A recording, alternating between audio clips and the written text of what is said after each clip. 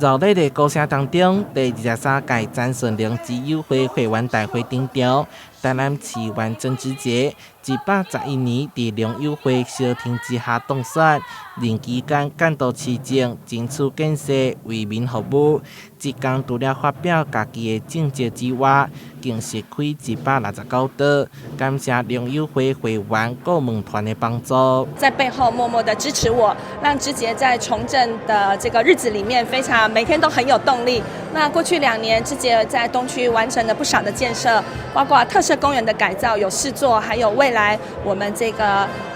把公车暂停艺术化，以及这个 U-Bike 站点在东区，光我们服务处设置的就有52个站点。那地方公益跟这个社会公益更是没不胜举。会中甲争取的公共建设，包括立体停车场、活动中心、地设公园到社会公益，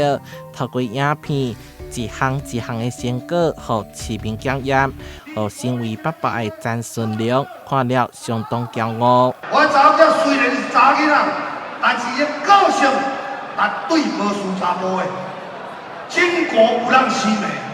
所以你遮，我既然甲这个查囝奉献到社会，我就希望伊当对社会会当安尼，互整个社会会当和谐